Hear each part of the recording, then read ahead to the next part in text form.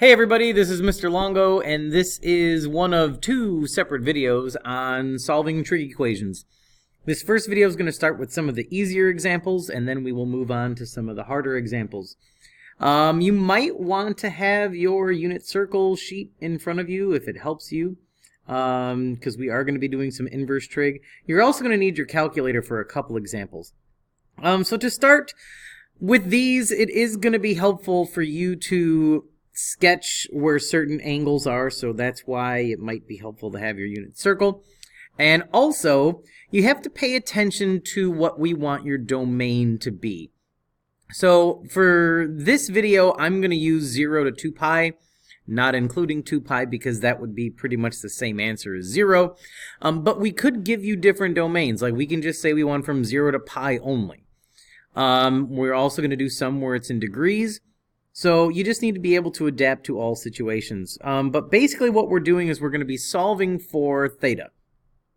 Now if you don't want to write cosine and sine and tangent every time, you can just abbreviate, with a C, S, and T if you want to.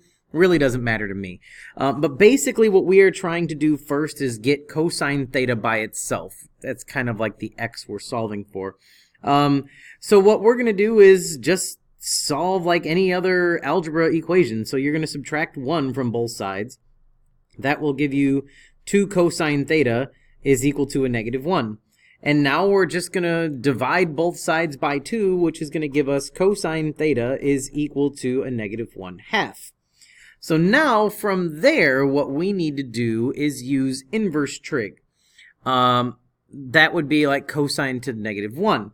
So if we did cosine -1 to both sides, that's what's going to get rid of a regular cosine, which is going to leave us with theta is equal to inverse cosine of a -1/2. Okay? So now is where we need our unit circle to help us. Where is cosine negative?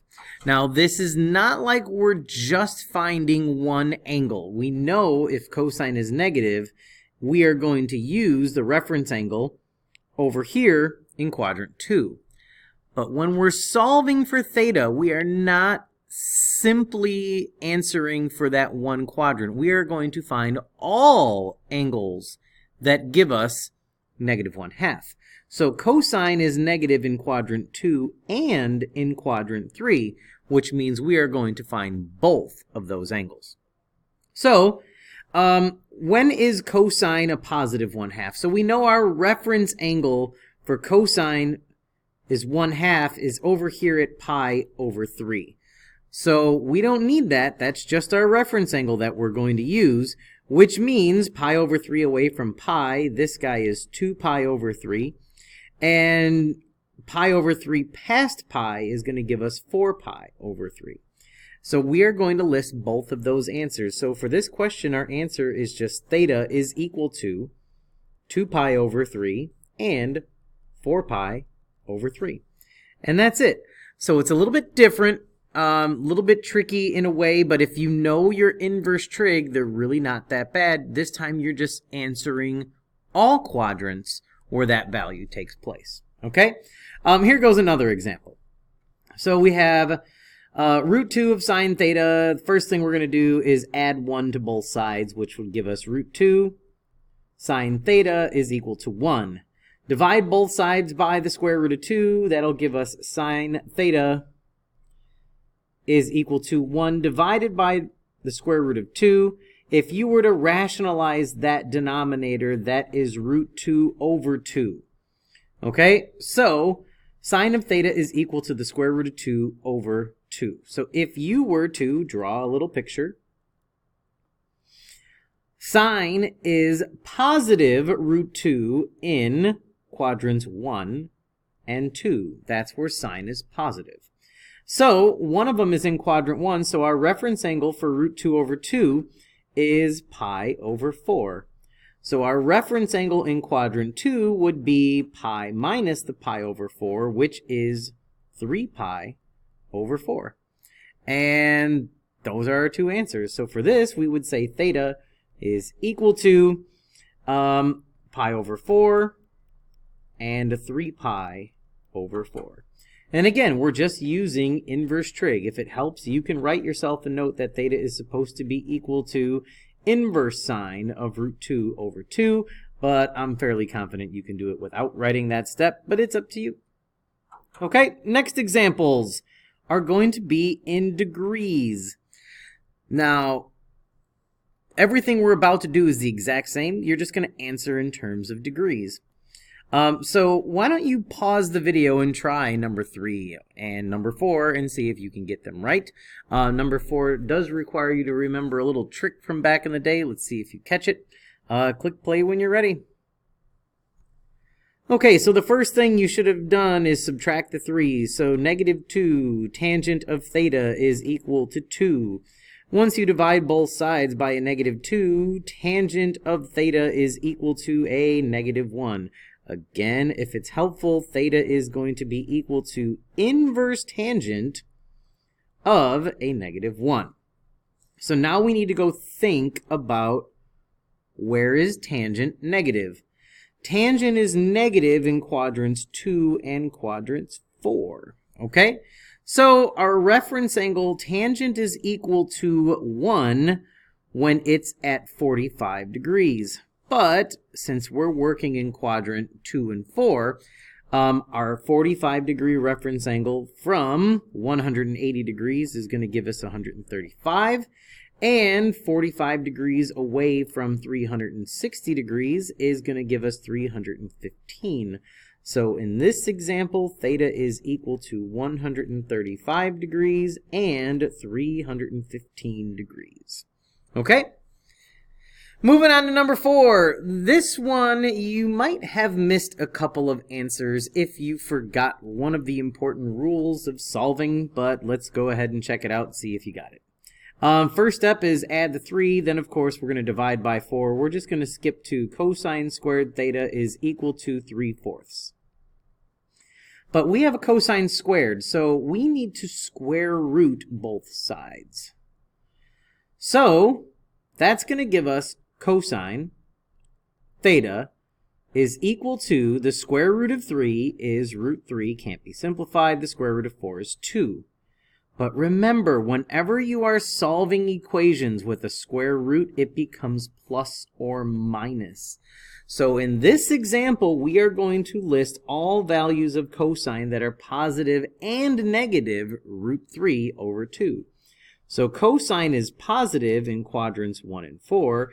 Cosine is negative in quadrants 2 and 3. So we are actually about to find every single one of those quadrants. So where is cosine equal to the square root of 3 over 2? Well, the cosine of square root of 3 over 2 is at 30 degrees. So our reference angle is 30 degrees. So 180 minus 30 is going to give us 150. 180 plus 30 is 210. And 360 minus 30 is 330. And yes, you would list all of them. So theta is equal to, and I always go in increasing order, but that's me, 30 degrees, 150 degrees, 210 degrees, and 330 degrees. So all 4 of those would satisfy that equation. Okay? And that's it for degrees. Now, just for fun, this is working with a calculator. It's an old skill that you should have. Really all you're doing is using your calculator to find the value for you, but you're still going to answer in a very similar manner. Okay? So this first example says the sine of theta is equal to 0.4. Well, in your graphing calculator, all you have to do is press that second button like we've done in geometry and algebra 2 trig, and that's going to pull up second sine negative 1 of 0.4, and the calculator is just going to tell us that the answer is 23.58 degrees. If your calculator did not do that, make sure you change your mode to degrees. You might be in radians. So that's where sine is positive in, again, it helps to draw a picture. Sine is positive in quadrants 1 and quadrant 2. So 23.58 is our reference angle in quadrant 1, which means this other answer is 23.58 degrees from 180. So 180 minus that reference angle is going to give you both angles of 23.58 degrees, and 180 minus the reference angle is 156.42 degrees. Okay, so that's how you solve using a graphing calculator.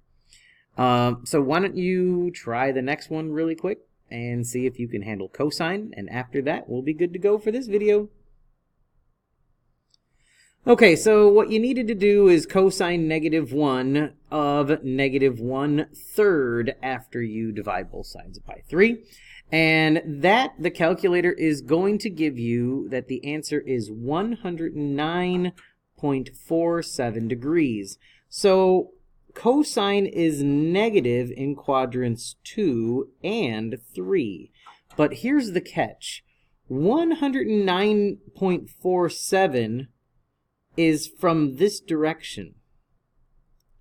You have to find your reference angle, which is 180 minus 109.47, and your reference angle is going to be 70.53 degrees, which means you need to add 70.53 degrees to 180 to get this other angle down here of 250.53.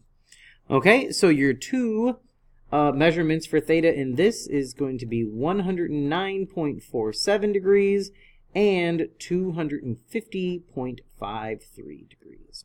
Okay, that's it on solving trig equations part 1. Stay tuned for part 2. This is Longo and I'm out. See you, bye.